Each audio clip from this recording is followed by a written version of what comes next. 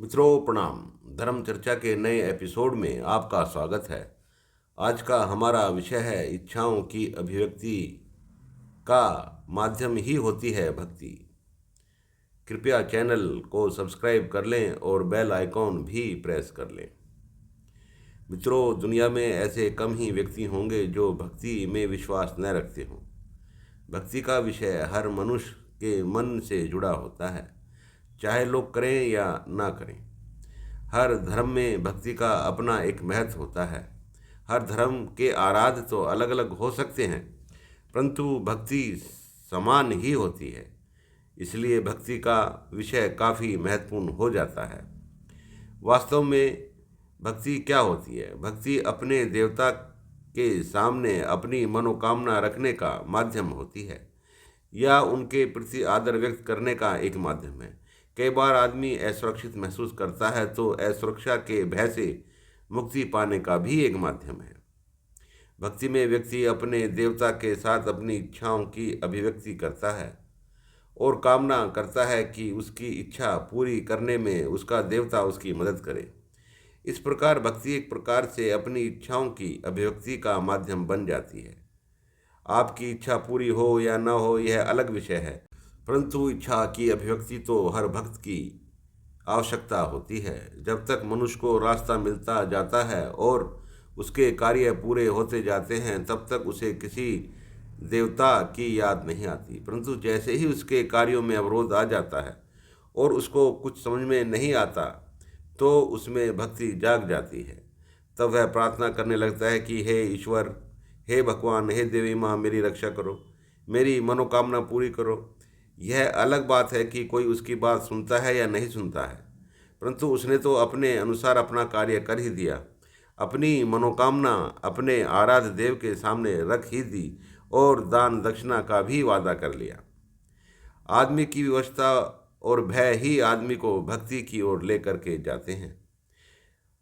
व्यक्ति इसलिए भक्ति करता है कि उसके साथ कोई अनिष्ट न हो जाए, उसका जीवन सुचारू रूप से चलता रहे, कोई अवरोध ना आ जाए।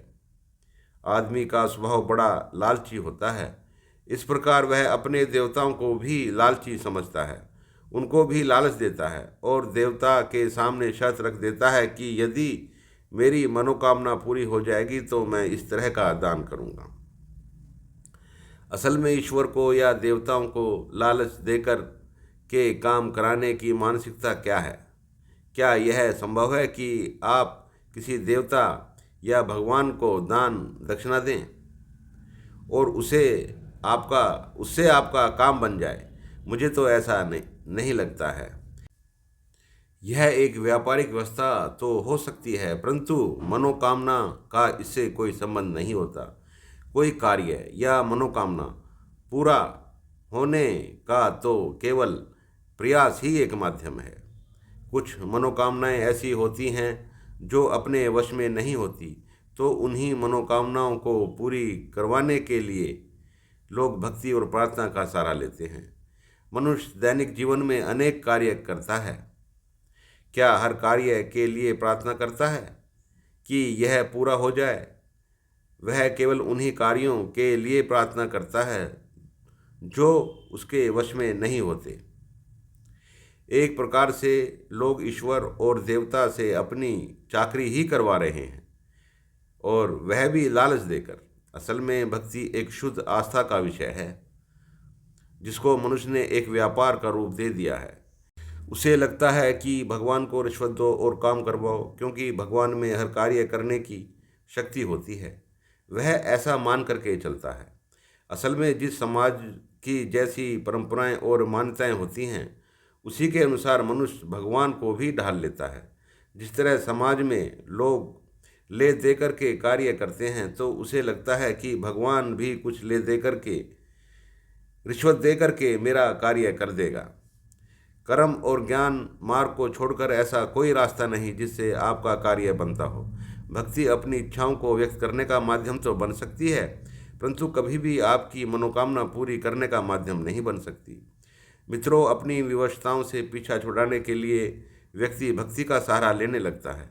हालांकि भक्ति एक शुद्ध आस्था का विषय होती है, अपने पूर्वजों में आदर व्यक्त करने का माध्यम होती है, परंतु लोग इसको भी व्यापार ही समझते हैं। चढ़ावा चढ़ाओ और अपना काम करवाओ, यह मानसिकता भी समाज की दूषित मानसिकताओं में से एक है। धन्यवाद।